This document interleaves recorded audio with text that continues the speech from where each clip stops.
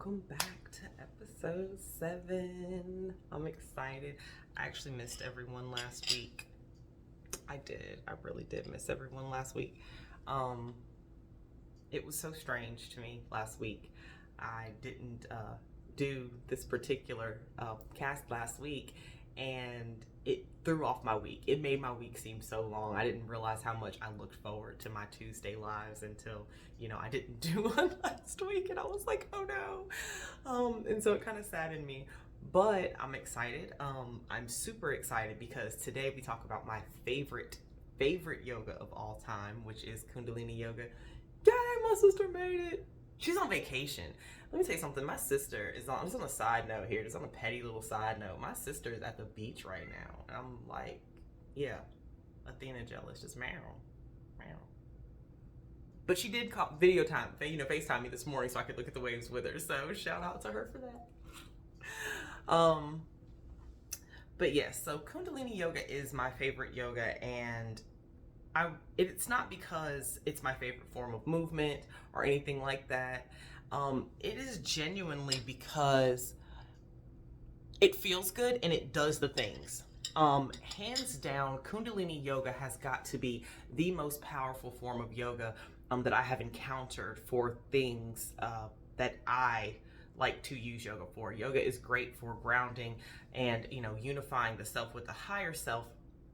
But that's often hindered by blockages. You told Athena to mind her business.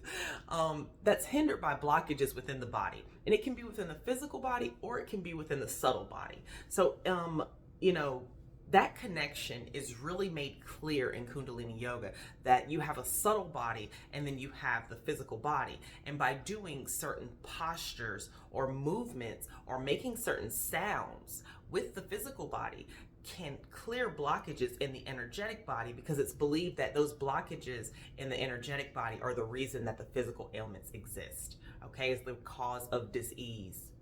Yes. Okay, so let's start with that. Let's start with a little bit of controversy with our tea, which today I am actually drinking yogi tea. Now here's the thing, we're gonna start with yogi tea because it's great. Actually, it's delicious, but a lot of people are boycotting yogi tea. And a lot of people have adverse feelings towards Kundalini yoga because Kundalini yoga, as far as we Westerners know, was started by Yogi Bhajan. Now, Yogi Bhajan was not the originator of Kundalini yoga. It is actually a Sikhism in roots. And so you will see people say that they don't think Kundalini yoga is a good thing because he himself was a man. He was a human and he was flawed, and therefore did some pretty unspeakable things. And I won't mention them here. You're free to go Google, each of the controversies that I'm going to speak on today. But with that being said, it's perfect to separate the man from the teaching. And it was easier for me to do that because I gained my Kundalini certification through a separate school that was not affiliated with Yogi Bhajan. And so, as you notice, a few of my terminology for things and sometimes my beliefs surrounding things are going to be taught in a different way because I was taught in a different way, and I've made my own connections as well. And so that's the thing about yoga; it's a personal experience. Now, Yogi Bhajan was the Kundalini master, and the most popular Kundalini yogis that were followed, they were all students of Yogi Bhajan. There's a fantastic young lady, and if I weren't trying to remember her name, it would just come to me. Kalisa Kayor. There, if you notice, a lot of Kundalini yogis, you can tell them because we receive spiritual names when we graduate. Kayor for females, and oh my goodness, I need to get my thoughts together today.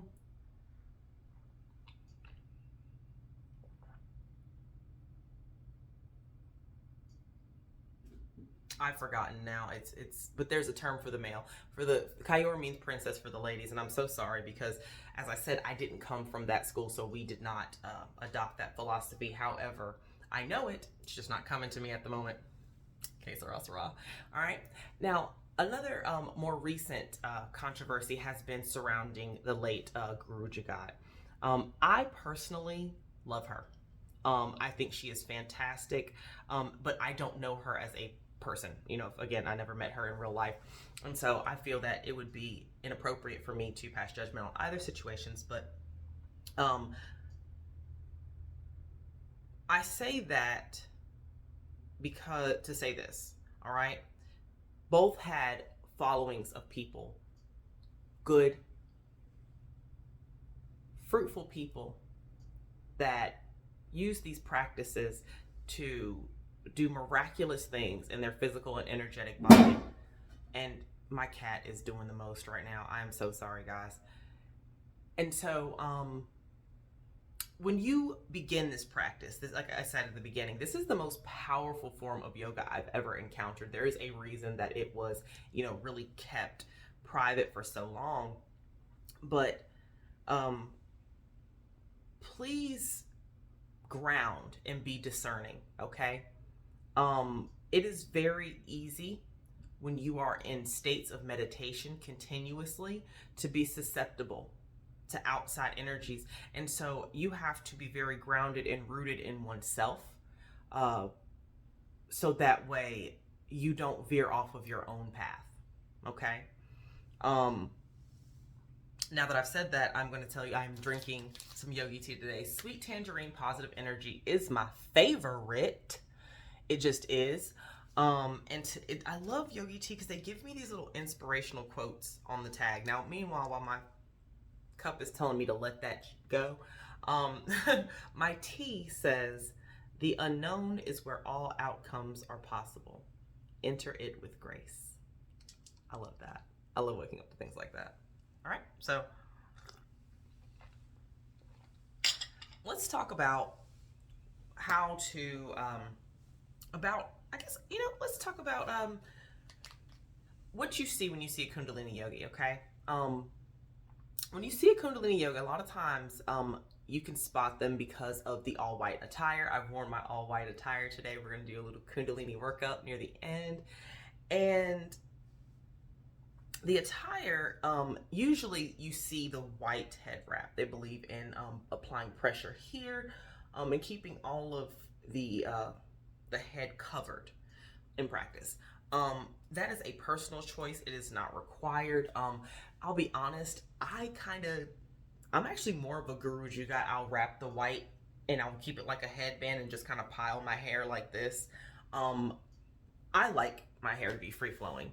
It feels good to me, it feels comfortable to me, and so that's what I choose to do. However, traditionally, you will see a Kundalini yogi with their hair wrapped up, all right?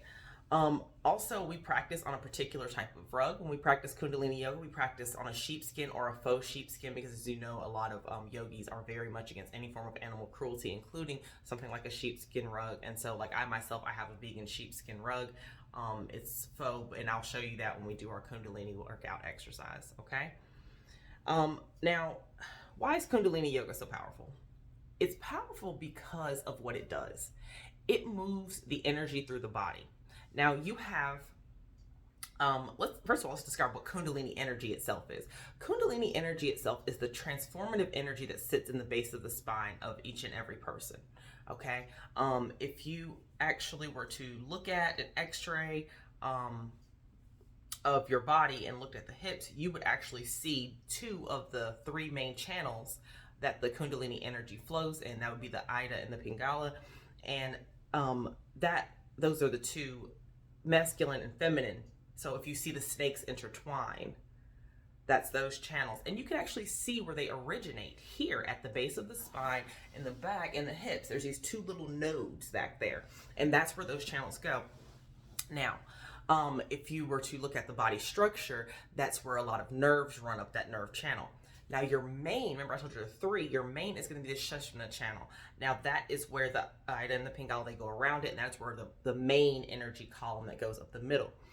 Now that is neither masculine nor feminine because it's a blend of both.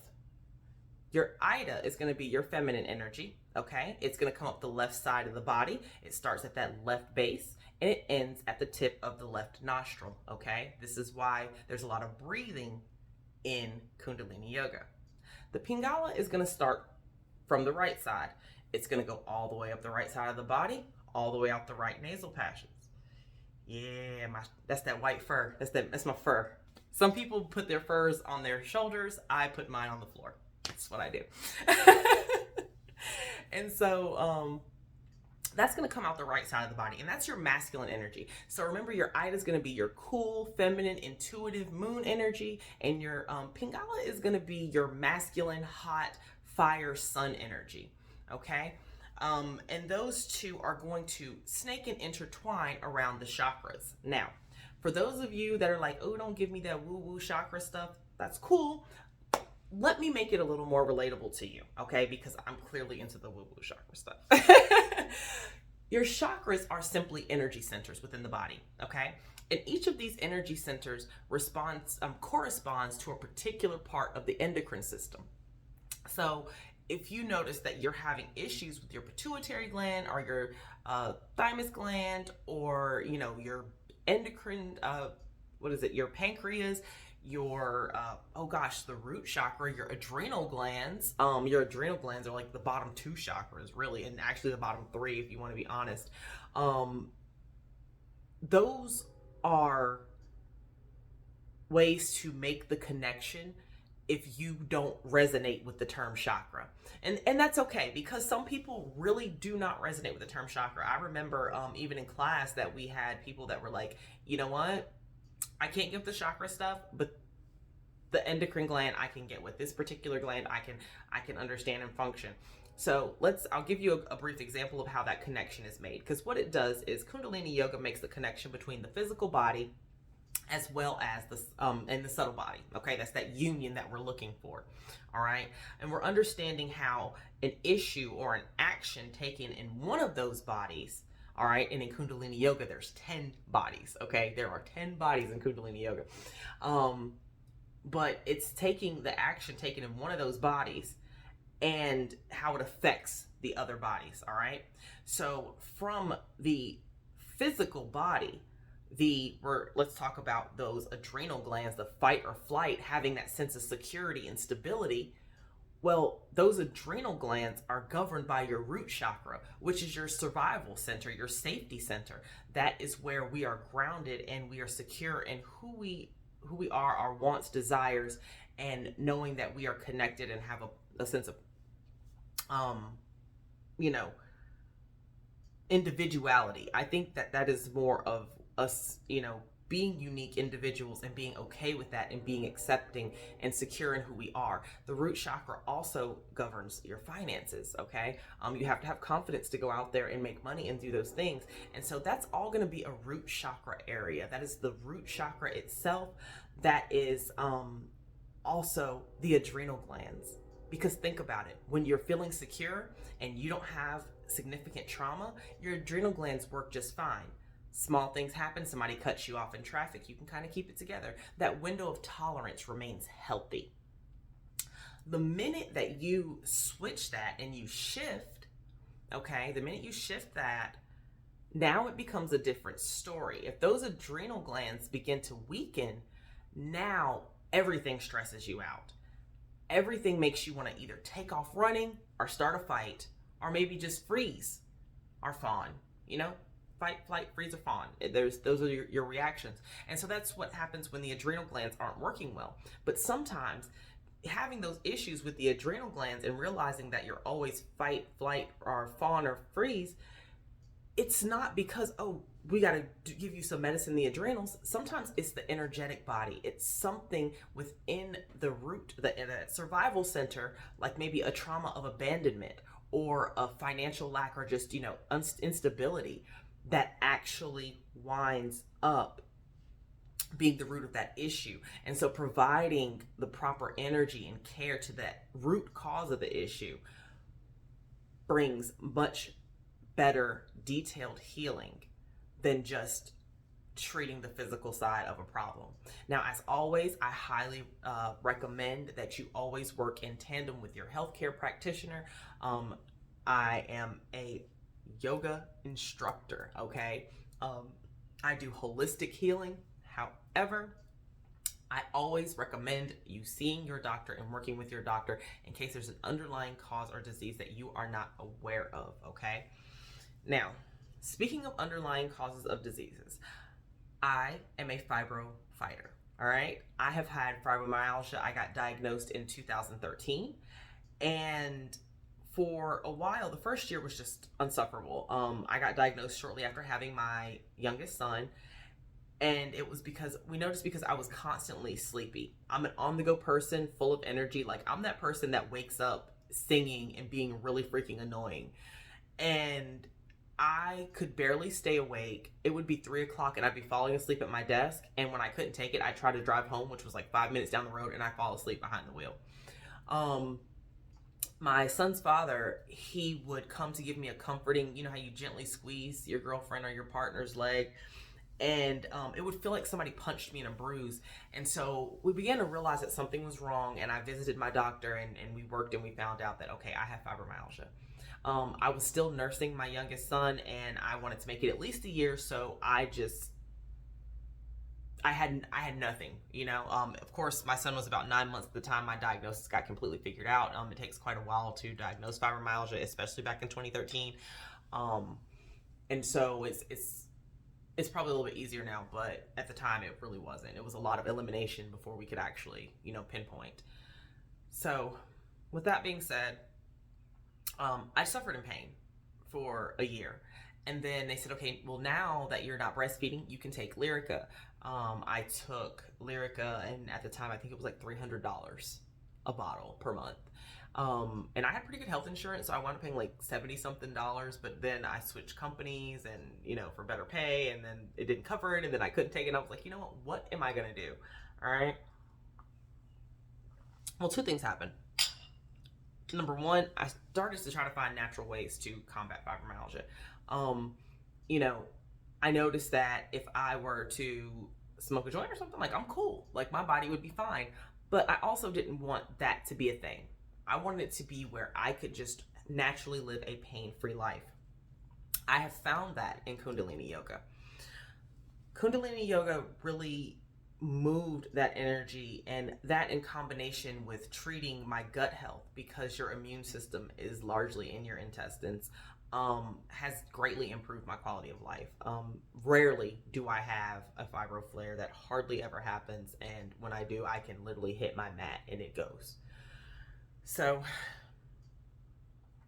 Kundalini Yoga was a fantastic choice for anyone. I would recommend for anyone with an autoimmune disease. Now, there are people that they say Kundalini Yoga is not for. Here's the thing. I want to counter that with this statement. There are certain aspects of Kundalini Yoga not for different people. Prime example, you should not be practicing breath of fire pregnant. You don't want to do forceful, powerful breathing from the navel point, because then you'll go into labor, baby. We don't want to do that. So I want you to use a little common sense and be discerning, okay? If you're not sure, that's what we're here for. That's what us Kundalini Yoga instructors are here for. We're here to guide you and help you and let you know what you can and can't partake on at a certain journey of your life, or a certain stage of your life's journey. Okay? Now, like I said, pregnancy, menstruating women, we don't do things like that. And then there are just certain things that need to be taught in certain settings. And I harped on this in a previous video, so I'm not going to spend a lot of time on it, but I do want to address it. I personally feel that certain things it is irresponsible to teach in a unguided setting. I don't feel comfortable, and it's just my personal belief, again, teaching someone certain practices without being able to visually see them. Okay, if I'm on a virtual live and I'm teaching you, like right now, I can't see any of you. You can see me, but I can't see any of you. So if your blood pressure starts to peak or spike, I can't see that coming along. But if I'm sitting there and I'm on the camera with you and I'm noticing the labored breathing and you starting to turn red or just whatever, I notice, hey, there's a problem here. Okay. And so the first time practicing certain things, I think the example I used in the previous was the breath of fire. That to me, I refuse to teach like this. It has to be where I can see you and I have to know you can do that before I'm just like, yeah, go ahead. So if you ever take a video from me and it says engage breath of fire, notice that I'm telling you to begin that if you know how to do that. If not, victory breath works just fine, okay? And I'm going to teach you a little bit of victory breath today, all right?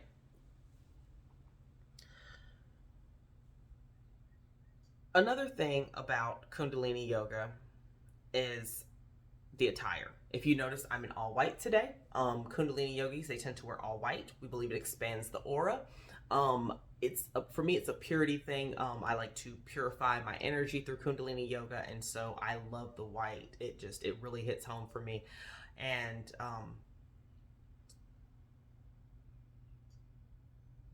you will often see Kundalini yogis tying up the hair. You'll see the turbans, like Kalisa Kayor, she likes her turban. She was wearing turbans beforehand, but once she started Kundalini yoga, then it became white. Like I said, I am more of the Guru Jugat version. I will tie up this part and leave the ends out just because, I'll be honest, I like my hair flowing free. I am a wild woman when it comes to my hair. You guys have seen my hair in so many different ways. This is that I'm out the shower and I'm going to pull this out of my face. But typically, Kundalini yogis, you can note them by the white turbans from the Sikh tradition, because as I said, Yogi Bhajan brought Kundalini yoga to the West. However, its origins are Sikh in Sikh traditions.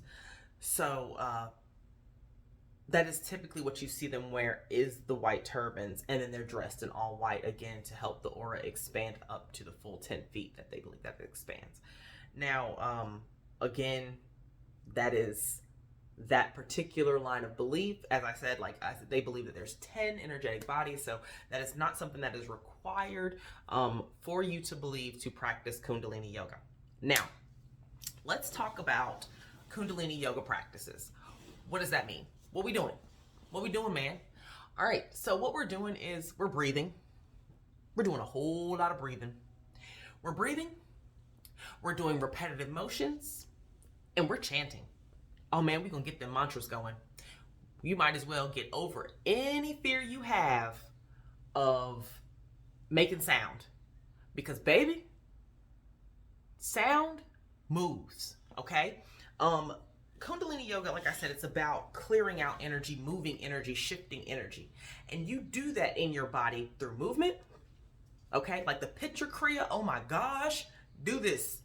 After about 6 minutes of this, I was looking at my teacher like, you want me to make somebody else do this? And it's supposed to remove anger? I'm about to be angry with you. It's the bomb, though. You won't be angry no more. That's 6 minutes, you're not angry. Okay, you're not angry. But it's a lot of repetitive movement, okay? The other way to move is through air. So that's a lot of...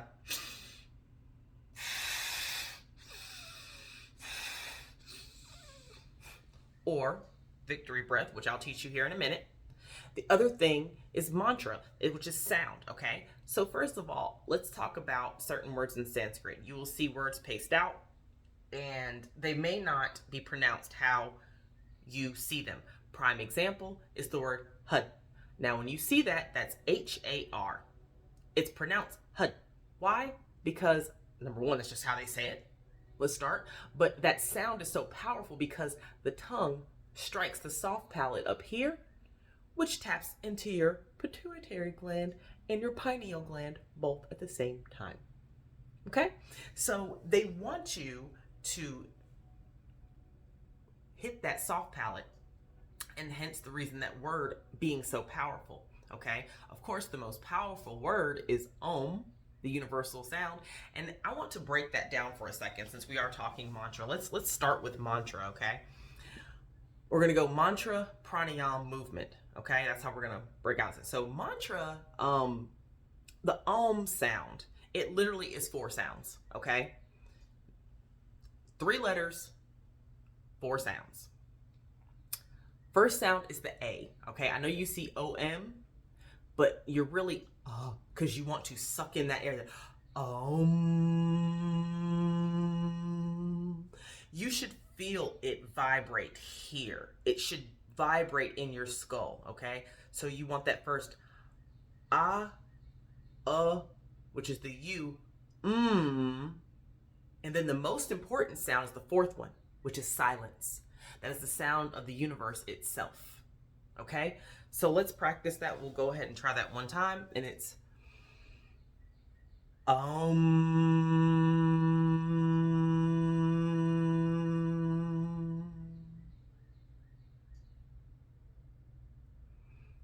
See, that is an Om. Now, since we're talking about mantras, let's talk about the most important mantra in Kundalini Yoga. Now, they open every Kundalini Yoga class with the same mantra, and they close it with the same song, which is Long Time Sun, all right? The mantra they use to open, okay?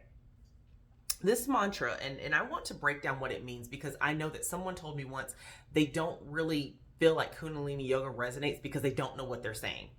And then I guess they had an instructor that, oh goddess, forgive me, I feel bad saying this, but this wasn't a good idea. And I hope that somebody comes along and she just realizes this is not a way to communicate. She told this person that there is no meaning, that we don't know what the meaning to the words are, it's lost.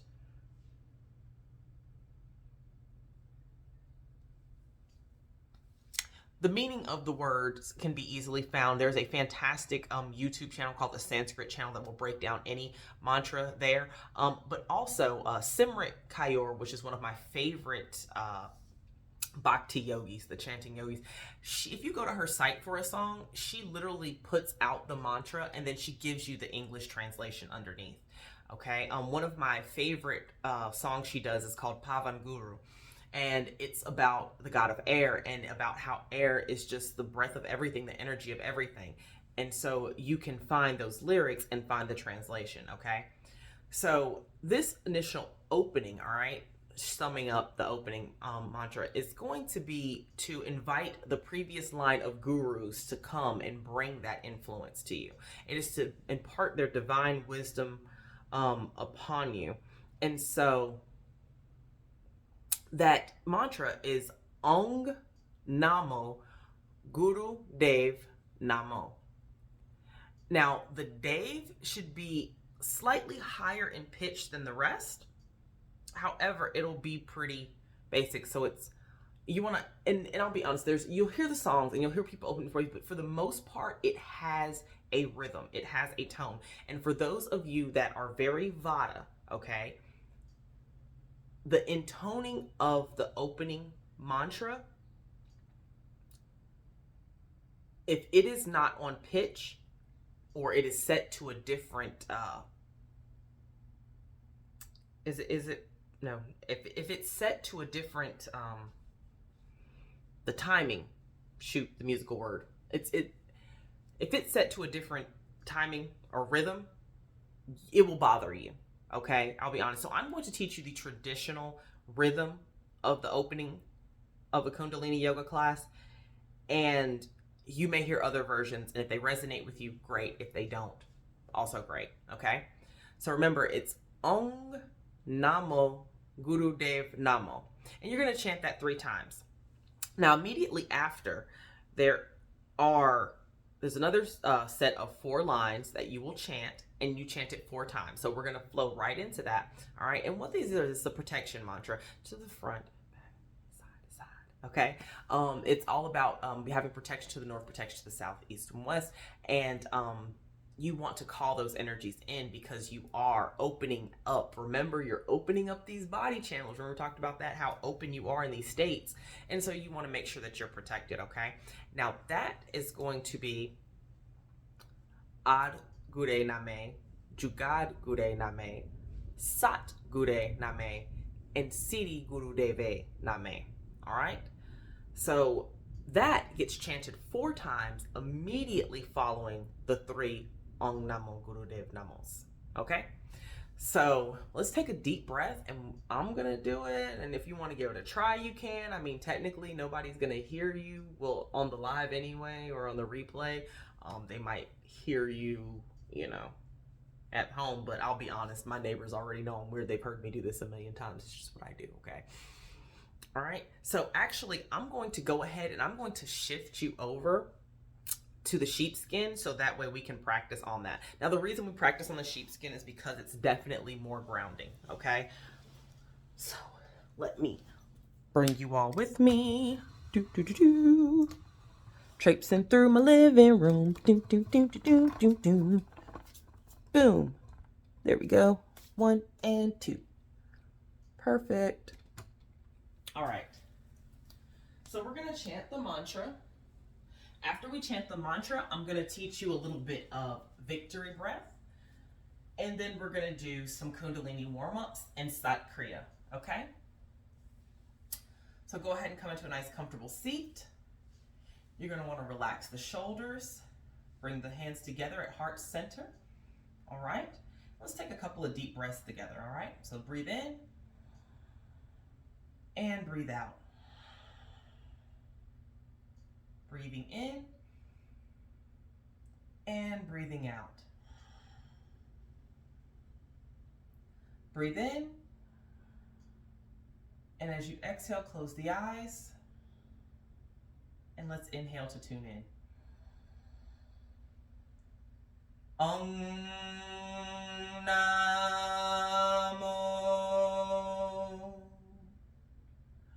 Guru Dev.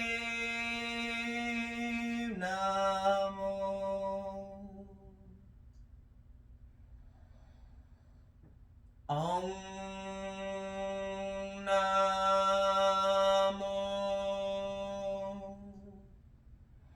Guru Dev Namo.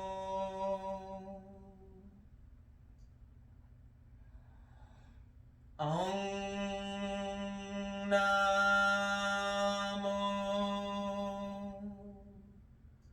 Guru Dev.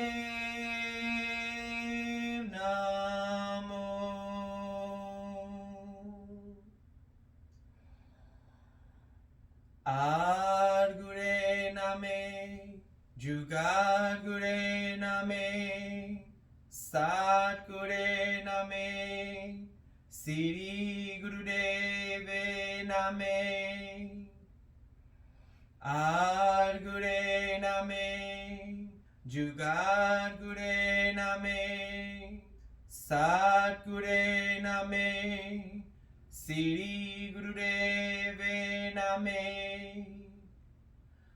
Ad Gure Name, Jugat Gure Name, Sat Gure Name, Siri Gurudeve Name. Ad Gure Name, Jugat Gure Name, Sat Gure Name, Siri Gurudeve Name. Take a deep breath in. Suspend the breath. Exhale. Take another breath in. Suspending. Exhale. This time I want you to hold the breath in as long as possible. So breathe in. Make sure that drishti, that eye focus, is going up to the third eye, that brow chakra.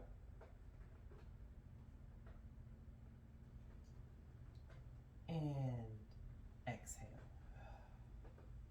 All right. Now that is how you would tune in at a Kundalini yoga class. If you notice, you probably feel a little funny already. If you hit that Om Namo just right, it reverberated through the head the same way a good Om does. And you are now ready to begin. Now, there's a warm-up that's done in Kundalini yoga, and I want to go over that. And I also want to discuss the bandhas, okay?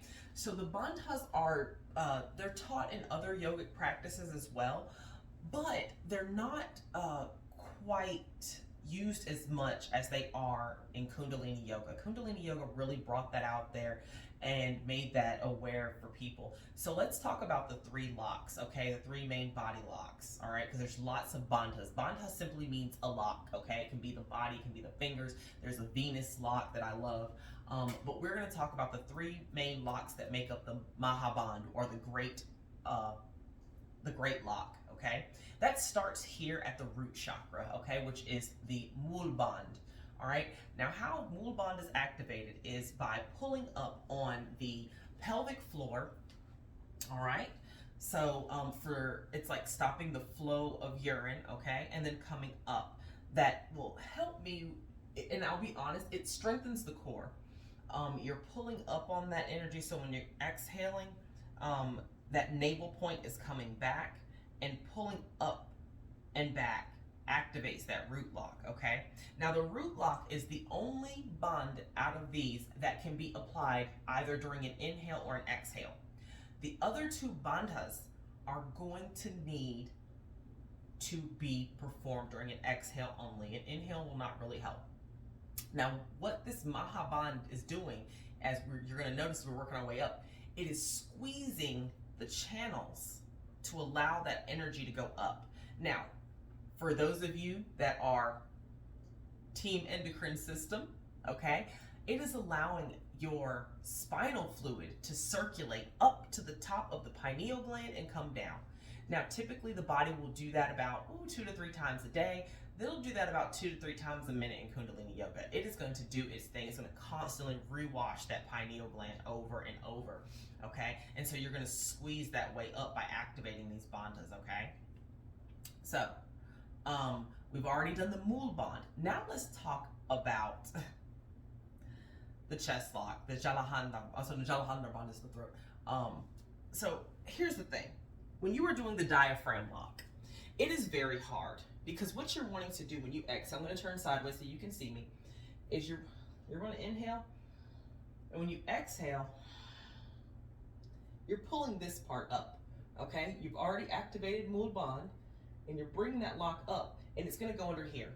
Now, I thought that I was doing a fantastic job at the Jalandhar band, and I found out, I keep going, I don't know why I'm ready for a neck lock. I struggled with that too, by the way. But I realized that I wasn't exhaling fully. So let me teach you a little trick to teach you how to completely exhale. Those of you that blow dry your hair, you've probably done this before, okay? So you're gonna wanna stand here, and I want you to put your hands on your hips, okay? When you take a deep breath in, do that through the nose, and when you exhale, just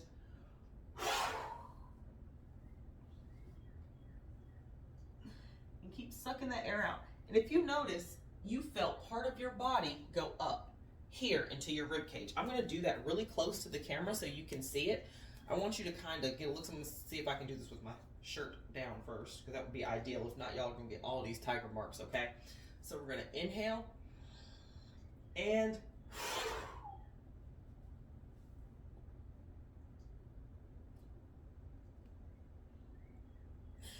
you see the difference? You see how much that belly came out? Here, I'll indulge you here, okay? So, again, we're gonna breathe in, and then we're gonna exhale.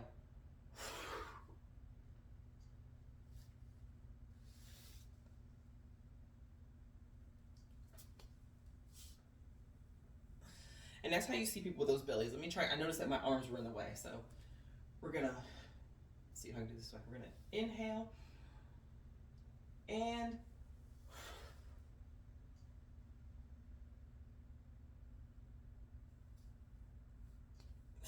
if you notice, when you see the yogis that do the stomach massaging, the Nali Kriya, that's it.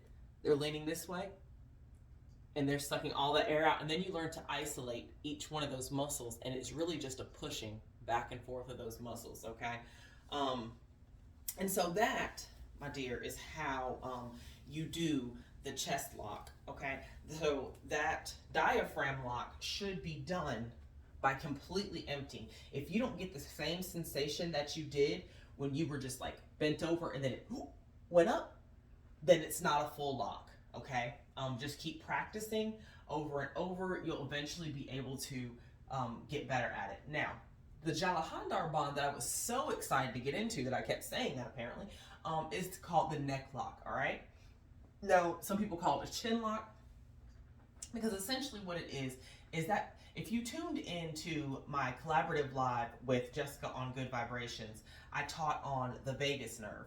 Now what that does, the vagus nerve is the one nerve that leaves the cranial chamber here, and it sends the messages to the places in the body, all right? And sometimes we are just a little too much here, and we want to flex that. That neck lock is going to come here. Now you're not trying to do an exaggerated one like this, okay? But we're doing a simple adjustment here.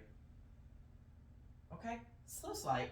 So we're not like this, because I don't know about you guys, but sometimes you meditate, and since your drishti is here in your third eye, your face becomes here, and we forget to humble ourselves. That makes sense. And so adding all three of these locks together is the Mahaband, or the Great Bond, or the Great Lock. And it is activating that root chakra, this diaphragm, and then the chin. So let's take a moment and actually just, breathe in. I mean, let's take a moment to try to activate those locks. So let's start the first breath. We're going to do just the root lock. Second breath, we'll do the root lock and the diaphragm lock. And then finally, on the third breath, we'll do all three. All right? So let's take a deep breath in. And exhale, root lock. Pulling up on that pelvic floor, lifting that navel point up and back. All right. Breathe in. Exhale, pull that root lock up. Pull all the way to the Jalandhar band. All right. Final, we're going to go ahead and enter that Mahaband, that full lock. So we're going to breathe in. And then exhale, engaging all the locks of the body. And go ahead and feel free to close the eyes, like I said, coming to that third eye point. And if you want to complete the circuit of energy, just take that tongue and flip it upside down against the roof of the mouth. Remember how we were talking about that soft palate? And then exhale, release. That's some good stuff. All right. So Kundalini warm-ups, let's talk about that. There are three main, I don't want to say poses, they're Kriyas, because Kundalini Yoga is more known for Kriya, okay? Kriya is just a word that means effortless flow, okay? There are three mini Kriyas that are put together to make the flow of Kundalini energy rise, okay? And the first of the three, the first one that you'll usually notice that you do is to activate the energy at the base of the spine. So it's to awaken the energy here, okay? And what you'll do is you'll start in rock pose or hero's pose or camel's pose, depending upon what you call it. However, I will tell you in Kundalini Yoga, it's like thunderbolt pose, okay? It's also known as rock pose. So what we'll do is you're going to put your hands on your knees. You're going to inhale, bring the chest through the shoulders, and then you're going to exhale, rounding out the shoulders. Inhale, coming forward, and exhale, rounding out. Now here's something important about Kundalini Yoga. The asana is meant to be done at a fast pace, okay? With that being said, go at your pace, all right? I want you to start any journey in Kundalini Yoga at your pace. My very first Kundalini Yoga class, I will never forget. I was so nervous. It was going to be terrible because I wasn't used to this. And I was able to hang most of the class. I think I had maybe 40 seconds where I couldn't hang. All right. Your mind will put barriers in front of you that are not true. When you start feeling like I'm too tired, I can't do this, there's a difference between discomfort and actual pain, okay? Discomfort means that you are breaking previously set barriers, okay? Being in pain means there's genuinely something wrong. If you feel yourself going, man, my arms are getting tired, because trust me, girlfriend, ego eradicator ain't no joke, all right? Which was taught as it was taught as something else for my school, but it's called ego eradicator. That stuff can get tiring because your hands are straight up in the air and you are like, bruh, bruh, bruh. This right here gets tiring, okay? And after 3 minutes of this, I guarantee you at some point you're gonna have to fix this if you've never done it before. But with that being said, it is all a thing in your mind. And so to overcome that, you bring that focus back to your breathing, okay? So having that breathing in place is very important. And I think I was supposed to teach breathing before asana, but here we are. All right. So the first pose, as I said, is here in rock pose, inhaling and exhaling. Now, if you notice, it's gonna move this energy. Okay. Now, if you've seen any of my shorts, you know that I actually do it in time lapse, but this here is what we're gonna do. So we're inhaling, exhaling, inhaling, exhaling, inhaling, exhaling, inhaling, exhaling. All right. So.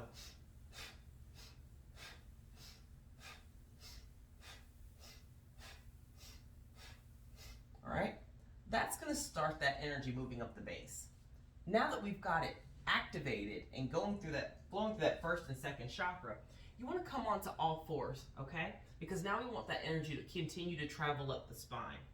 This is where you take those cat-cows and make them dynamic. You're inhaling, exhaling. Inhaling, exhaling. Inhaling, exhaling. So you're...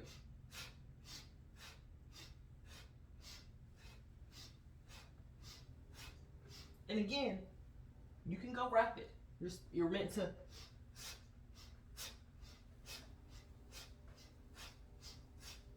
And for those of you with pets, please note that your pets will be concerned.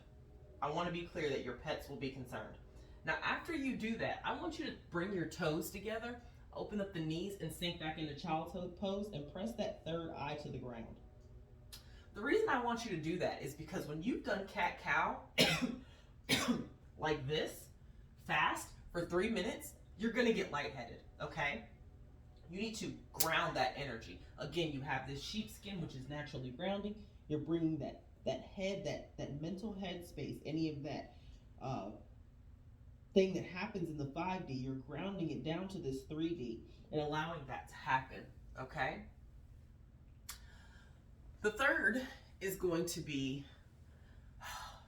and it's weird because I just call it the washing machine pose. I'm a washing machine agitator is what I call it. But this incorporates a mantra that they also close out each Kundalini class with. And if you've ever taken a yoga class by me, I close out every class this way, Kundalini or not, because Namaste is a fantastic phrase. Don't get me wrong. I respect that, the honor in each other. And I think that is a beautiful thing. But I personally resonate more with the phrase from Kundalini Yoga, which is Sat Nam, which means true you. All right, it's about being the truest version of yourself and expressing that truth in clarity and in kindness with others. And so when I'm allowed to express my true self and share that with you, I'm wanting you to know that I'm being genuine and authentic when I share things. And so I end every yoga session with Sat Nam. In Kundalini Yoga, you will always end with Sat Nam. So if you tell your teacher Namaste at the end of the class, then she's going to say it back to you, but everybody's going to kind of look at you weird, all right? So with this phrase, the reason I taught you that really quick is because with the washing machine agitator, you're going to use that term, okay? You're going to inhale to your left and say Sat, and exhale to your right and say Nam. So sit, Nam, sit, Nam, sit, Nam, sit, Nam. And again, remember we talked about that going back and forth? You want the arms to be parallel to the ground. I'll be honest, sometimes I find myself in different variations and things like that. But ideally, your arms are going to be parallel to the ground, thumbs behind the shoulders, hands in front, and you're going to be rotating just from the base. And you'll feel it because you'll slowly start to just twist the top. You want to engage that root lock to kind of keep you grounded there and making sure both arms stay on, both legs and thighs and stay on the floor. Okay? So sit, Nam, sit, Nam, sit, Nam. All right? That is going to be your Kundalini warm up, because it's warming up that energy in the base, flowing it through the heart and the throat chakras. And this right here is what brings it past that throat chakra all the way up to the higher chakras here. So those 3 are going to be your Kundalini yoga workouts, warm-ups rather. Now, after that, you will engage a certain Kriya. They have like Pitra Kriya for anger. They have Sat Kriya. I love Sat Kriya. It's one of my favorite. There's limitless Kriyas, okay? And what it does is it takes a particular movement or series of movements that have a targeted focus. So it may be that this Kriya is meant to target,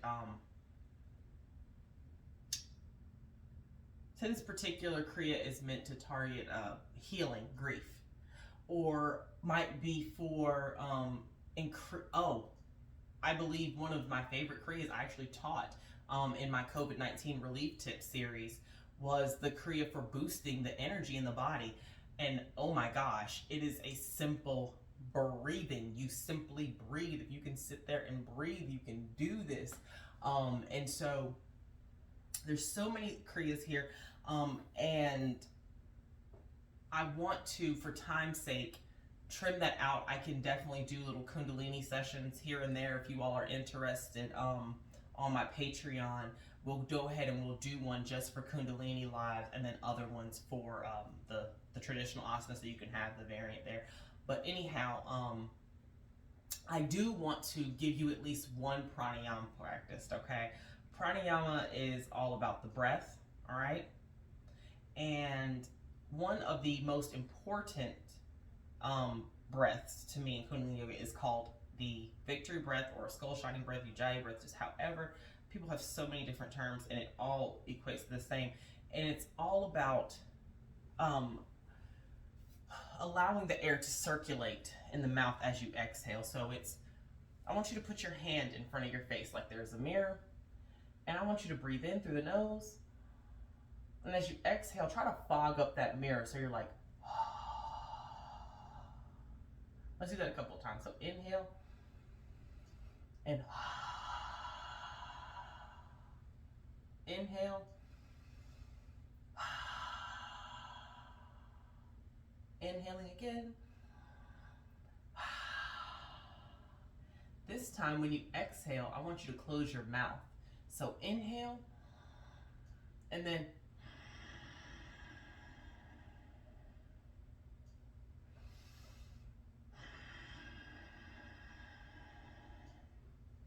you feel it? You feel that here in the top back part of your head, and it comes out from a different area as you. And if you hear it, it sounds like the ocean waves, and the breath falls and collapses like waves. So it's so beautiful to do that. And I practice that a few times each morning. Okay, I actually do that right before I do my little Kundalini frogs, which you'll have to learn on another live, because I think that we are running into the 11 o'clock hour, and guys, I've held you up all morning, so I could teach on this forever and ever and ever. I probably should have done a part 1 and a part 2, but that's not how this rolled out.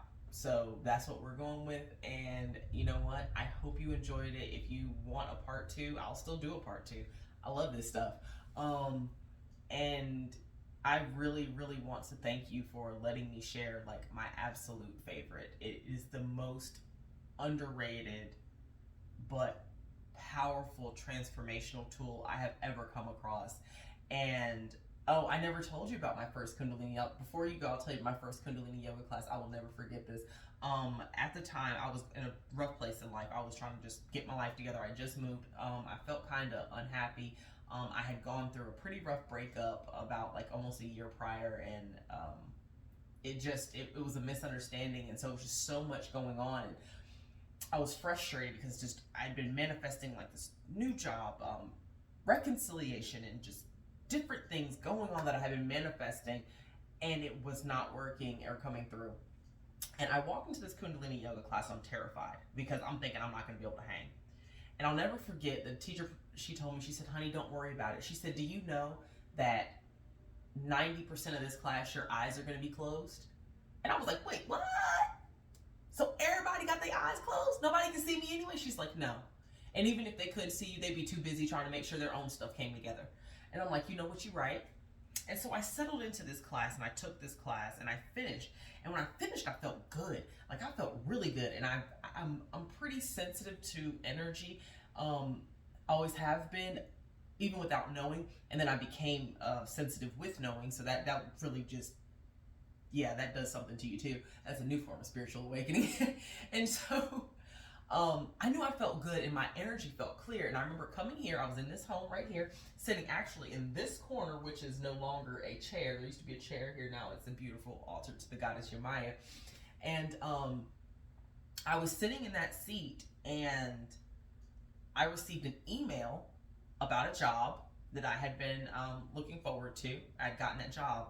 And then I received a text message from the gentleman that I had wanted to rekindle the relationship with. And I remember just sitting there going, wow, I must have had so many blockages that I didn't even realize. And this simple class, this 60-minute long, mostly breathing, sometimes doing something repetitive, 3 of my manifestations hit that night. And I had several more follow in the weeks following. It was amazing and it had me hooked. I will tell you that it was the beginning of a beautiful relationship. I do love it. I do still have issues with some of the poses. I struggle. Like I said, ego eradicator, which I think they call it, in my school they didn't call it an ego eradicator, but it's like this, doing breath of fire, and you're going, and you're like, and you swear it's not going to work out, but you are really clearing the heck out of this energy, tapping out, wiping that aura clean, and it just, boom, life takes off. And so I encourage you to give it a try. If you're not sure if it's your jam, I encourage you to join me over on Patreon. So when I do a Kundalini class, you can just tap in. Again, remember Patreon starts at $5 a month. And yeah, just try it a little bit. I mean, who's gonna know? I mean, who's really gonna know? It's you in your room. All right, so let's go ahead and remember that this is a closed eyes practice, and this is also a judgment-free zone. Just give it a try, 1 or 2 classes, because no class is really the same. One class you may be doing more mantra, one you may be doing more movement. And so I really recommend giving it a try. It has truly been a transformational element of my life. And whenever I have any issues, I know that there's a Kundalini Kriya to help me. So again, I thank you so much, that deepest of Satnams, allowing me to share with you my truth. And as always, be well, live well, do well.